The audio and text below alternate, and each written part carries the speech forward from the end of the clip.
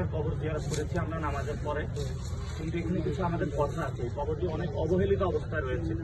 আমরা বিশ্ববিদ্যালয় এবং বাংলাদেশের যে সংস্কৃতি মন্ত্রণালয় তাদের কাছে জানাবো এই কবরটি ভালোভাবে সংরক্ষণ এবং এখানে একটি বডি করে দিবেন যাতে এটা সবসময় সাজানো গুছানো থাকে এবং ওনার যে অবদানটা এটা আরো বাংলাদেশ এবং বিশ্বমঞ্চে ছড়িয়ে দেওয়ার জন্য।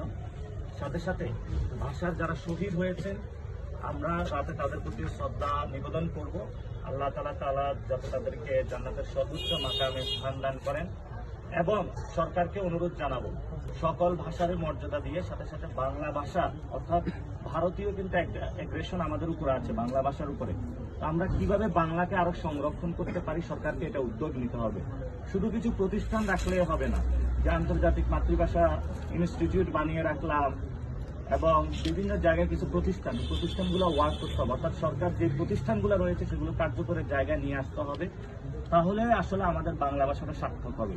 আপনারা দেখেছেন ওই বঙ্গে যারা কলকাতায় আছে সেখানে অলরেডি বাঙালিদের উপর আক্রমণ শুরু হয়েছে। বাংলা ভাষা হলো সেখানে সংকটের মুহূর্তে দিকে চলে যাচ্ছে। আমাদের আল্লাহ তৌফিক দিয়েছে, আমরা একটা দেশ আছে, আমাদের বাংলা ভাষা আছে, আমাদের অনেক মানুষে বাংলা ভাষার জন্য শহীদ হয়েছে। আল্লাহ তাআলা তাদেরকে শহীদ হিসাবে কবুল করুক এবং আমাদেরকেও তৌফিক দান করুক যাতে লড়াইটা চালিয়ে যেতে পারি। এবং সরকারের প্রতি অনুরোধ করব বাংলা ভাষাকে সংরক্ষণ সারা বিশ্বময় ছড়িয়ে দেওয়ার জন্য। আপনারা জানেন ঢাকা ভার্সিটিতে একটা কাউন্সিল আছে, ব্রিটিশ কাউন্সিল, যারা ইংরেজি ভাষা শিক্ষায় এবং মানুষের মধ্যে প্রচার করে।